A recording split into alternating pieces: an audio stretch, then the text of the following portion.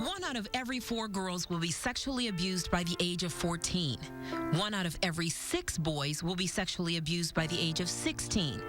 We are bombarded by reports of sexual assaults on our children on a daily basis. Nationwide effort to crack down on criminals who prey on children. Police say he's the man seen here sneaking up on a 10-year-old girl, attacking her, and literally snatching her off the street. Victim number 9 was 10 to 12 years old during the alleged attacks. Warning about a man who pulled a boy off playground equipment and grabbed a girl during recess at a school. But in reality, less than 10% of all child molestation cases are actually reported. How do we protect our children? How do we teach our children to speak up? What should you do if you think your child is already in danger? Find out now on a special episode of Windy City Live. Good morning, and thank you for joining us. What you just saw and heard is real. You think you know, but perhaps you really don't. Me included, until I did the research. I had no idea how prevalent the dangers of child predators are. Many of you watching have kids just like me.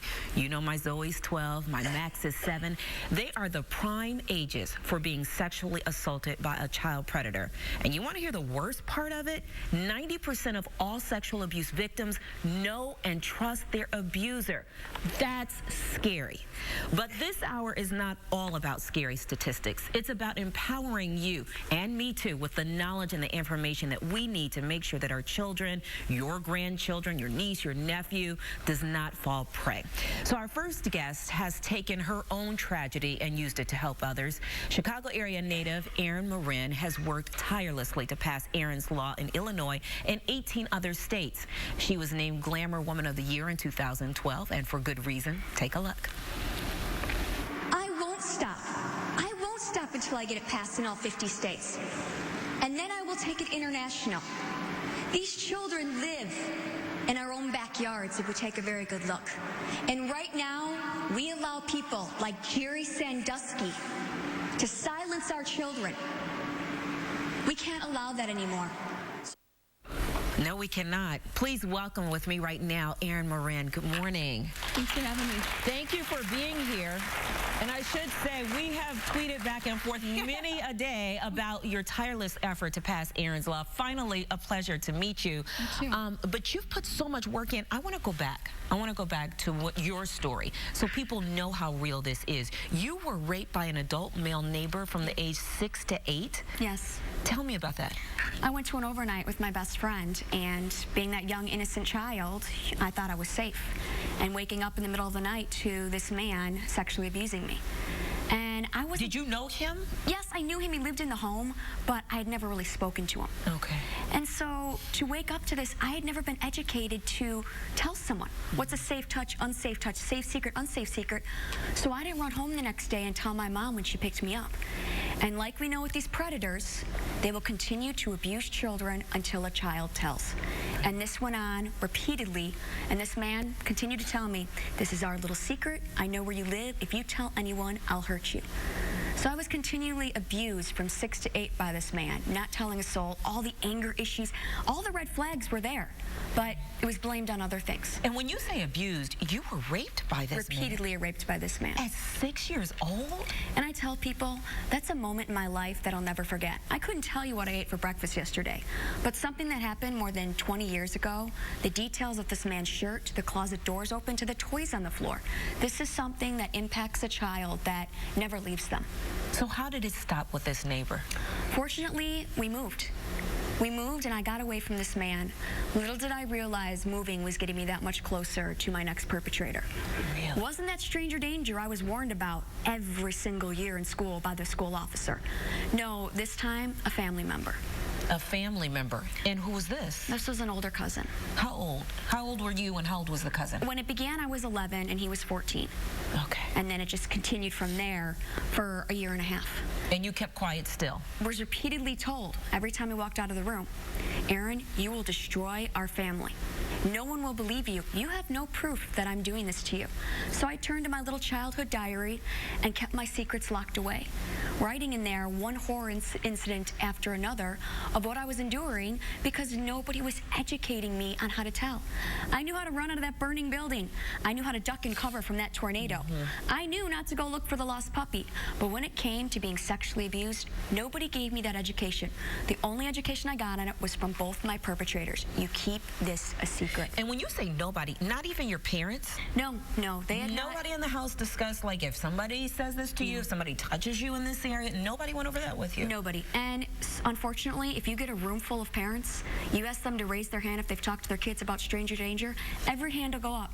You ask them if they talked about sexual abuse prevention, maybe 3 hands will go up, and those are the 3 mothers that are coming to me saying, I was sexually abused. I want to protect my kids.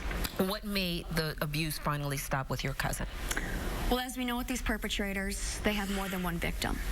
And my little 11-year-old sister came to me when I was 13 and said, he's doing it to me too. Really? I was devastated. And you had no idea this was happening to her all the while? No, not at all. Had no clue. What made her come tell you, I wonder? A friend we were walking had brought up this relative, and my sister just in an instant blurted out, Brian's gross. And I just looked at her and I said, he's doing it to you too? And our lives forever from that moment forward were changed. And at that point, did you go to your parents? Immediately. You did? The next so day, it took the courage of having your sister with you versus you doing it alone. because I knew 2 against 1, somebody had to believe us. And then from this, you created Erin's Law. But it took time. You said you went through all kinds of trials and tribulations early on as a teenager. You dealt with your anger issues, which is a big problem for those who are abused. It costs so much to treat them because they have to deal with these issues. I went down the self-injury route, depression, attempted suicide, the eating disorder. I went down all those avenues. And what finally set me free, and I often tell people this, is I was holding on to so much anger and bitterness towards these men. It took forgiving them.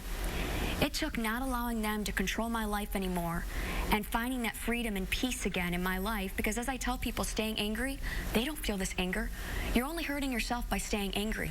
And by forgiving them, I found this freedom and this turning this pain into a purpose to do something good out of horror. Did they ask for your forgiveness, or you just did it on your own? My cousin did. He apologized, admitted what he did, and, you know, And was he punished? Probation. But you guys prosecuted. The family decided to prosecute the cousin? We went the route of having juvenile court deal with it. Instead of having to testify with him in court, my parents did not want to put us through that. Okay. So he was a teenager. He was prosecuted through juvenile court, counseling, probation, and, you know, moved on with our lives from there. What about the adult neighbor? He has pled the fifth, will not speak, still lives here in the city of Chicago, never held accountable for this because I didn't come forward till much later in life, no physical evidence.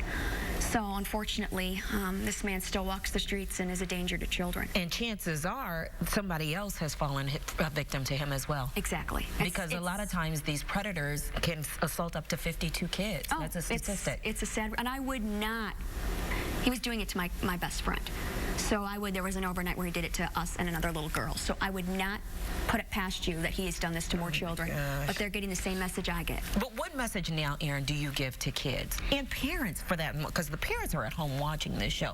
What message do you want to make sure that they get from your story? I want every parent to hear this and realize you need to talk to your kids about sexual abuse.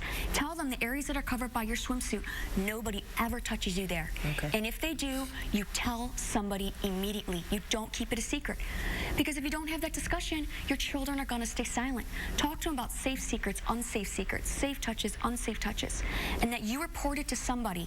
And if that person doesn't do anything, you keep telling until it's stopped. Right. But it's so funny that I hear what you're saying, but